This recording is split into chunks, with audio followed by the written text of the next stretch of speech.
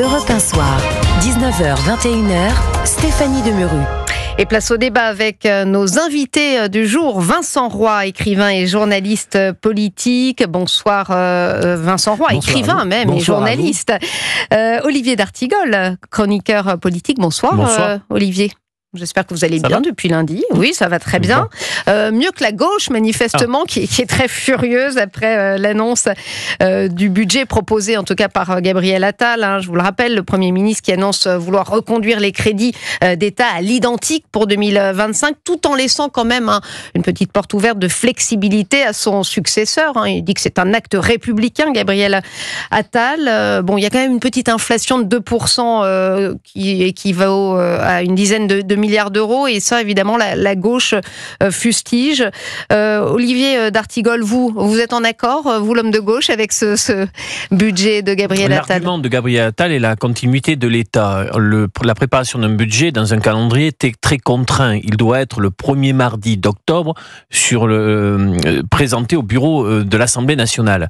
Avant cela, il y a un examen du Haut Conseil aux finances publiques, Conseil d'État, passage en Conseil des ministres. Donc bien évidemment, il faut bien amorcer l'affaire.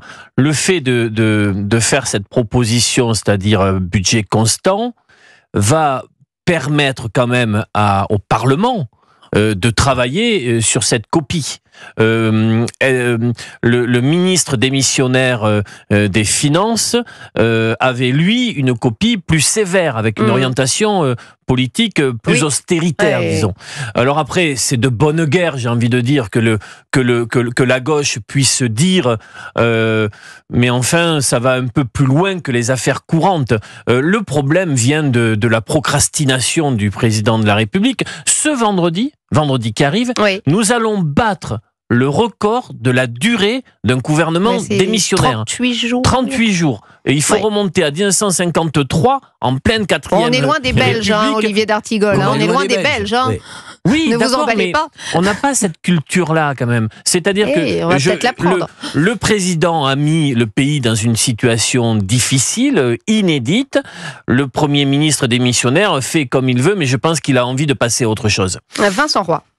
Écoutez, dans le contexte actuel, la proposition de Gabriel Attal est de loin la plus raisonnable. Alors évidemment, le jeu politique, comme le soulignait Olivier, c'est de ne pas être content lorsqu'on appartient à l'opposition, encore qu'on ne sache pas trop si on appartient à l'opposition ou pas, puisque Elisabeth Borne veut reprendre les règles. Vous avez vu le retour. Oui, mais pourtant elle vient de la gauche, alors appartient-elle vraiment à l'opposition? Mais c'est vrai qu'elle a été première ministre d'Emmanuel Macron, enfin tout ça est assez flou, mais enfin en tous les cas, pour ce qui est du budget, le plus raisonnable est de suivre ce que dit effectivement Gabriel Attal, qui en plus laisse une marge de manœuvre en disant que tout ça est républicain. Je crois qu'il a raison.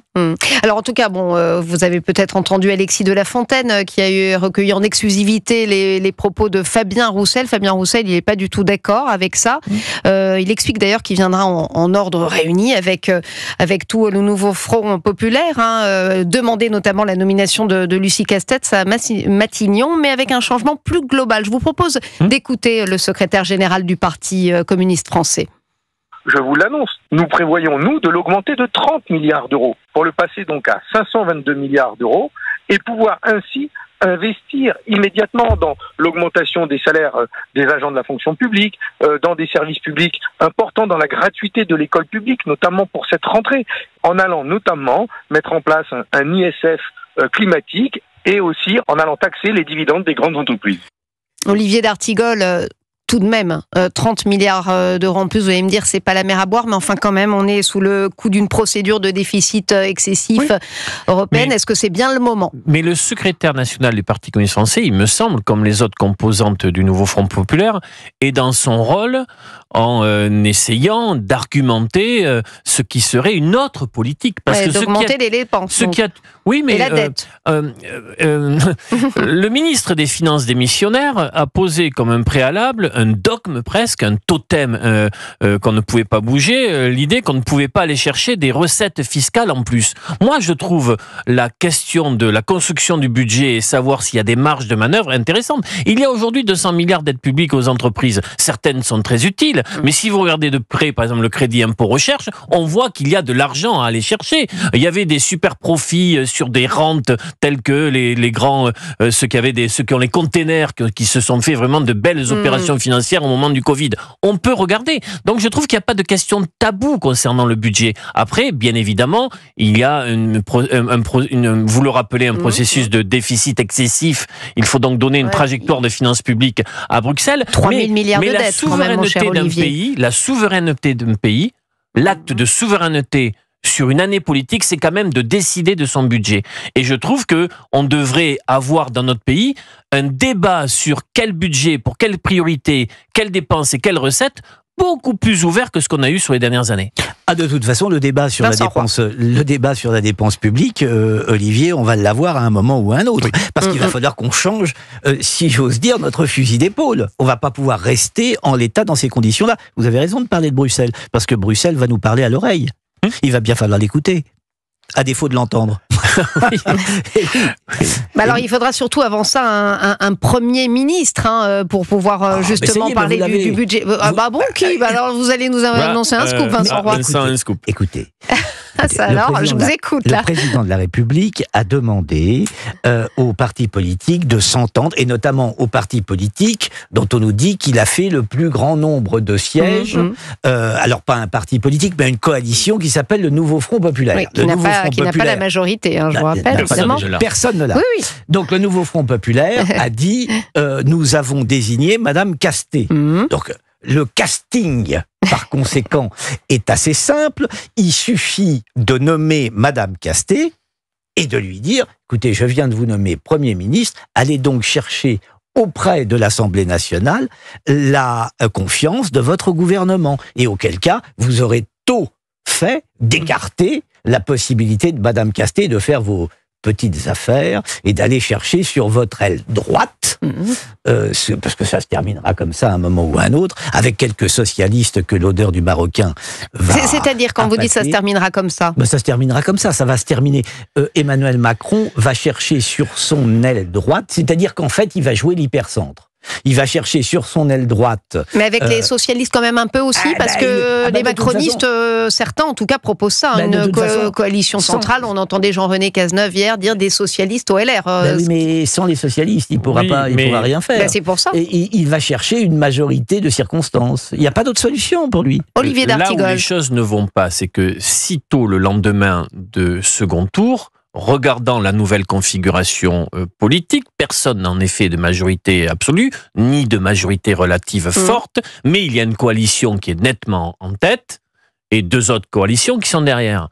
Donc, pour lever l'hypothèque, comme on dit, Emmanuel Macron aurait dû, face à ce nouveau paysage politique, faire appel à la nouvelle coalition en lui disant donnez-moi le nom d'un Premier ministre. Cette coalition aurait d'ailleurs été mise sous tension parce qu'il a fallu 15 jours pour qu'ils s'entendent sur un profil qui a agréé tout le monde, toutes les composantes, pour permettre, dans un second temps, après une censure, de permettre notamment, c'est ce qu'on devine, à des élus socialistes d'être plutôt disponibles pour un plan B. Mais puisqu'il n'est pas passé par cette première étape, d'une certaine manière, il s'est mis dans de grandes difficultés. Mais le concernant cet été, c'est la phrase d'Edgar Faure, que j'aime bien.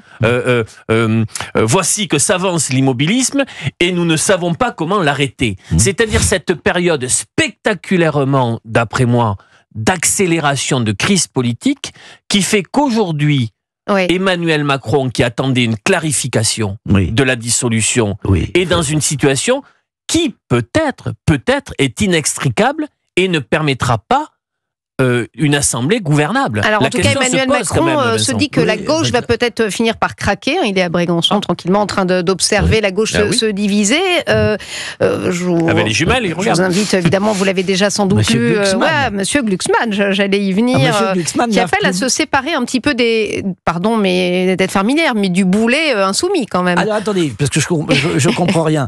Donc de temps en temps, Monsieur Glucksmann... Vous comprenez rien à Raphaël Glucksmann? Mais évidemment, puisque de temps temps en temps, M. Glucksmann va à la soupe, et de temps en temps, il n'en veut plus. Il a dit que c'était pour faire barrage au RN. Il s'en est expliqué. Ce monsieur est un enfant qui fait des caprices.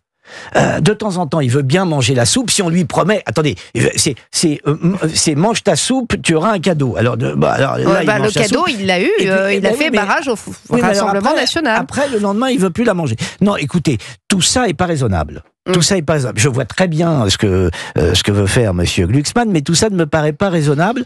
Et je pense que. Et pourquoi donc? Mais parce que vous comprenez, vous ne pouvez pas jouer l'union à toute force et puis après vouloir vous démarquer, etc. Alors maintenant, il faudrait dénier à Monsieur Mélenchon, qui gouverne toute la gauche depuis longtemps, ben oui, c'est lui le patron, c'est lui le chef. D'ailleurs, ce que déplore Raphaël Glucksmann, il a dit, voilà, il le 20 à 20h2 au deuxième tour. Monsieur Glucksmann s'imagine qu'on peut, comme ça, impunément, si j'ose dire, se passer de Monsieur Mélenchon. Mais c'est très difficile de se passer de Monsieur Mélenchon aujourd'hui. Ah bon, Olivier d'Artigol, vous pensez que c'est très difficile? Je vois le gros sourire d'Olivier d'Artigol. Il y a eu un moment Glucksmann pour la gauche française au moment des européennes. Ah oui. Non, il y a eu un frémissement de feu social-démocratie, d'un certain discours. Puis ça s'est arrêté net pour M. Glucksmann, qui n'était pas à la table des négociations du nouveau Front populaire pour place publique, qui s'est fait porter pâle, qui a boudé ce temps politique, tout en disant aujourd'hui, le nouveau Front populaire est uniquement une alliance électorale. Il n'a pas totalement tort. Ah, bien sûr que parce non. que cette alliance électorale il au moins il a le mérite de la franchise. était là dans un instinct, et c'est bien normal vu le mode de scrutin, de survie ou d'ambition politique, et avec comme principal ciment le fait de faire barrage au Rassemblement national. Mais cela ne veut pas dire qu'il n'y a pas, du côté de Glucksmann et de sa sensibilité politique, des batailles à venir.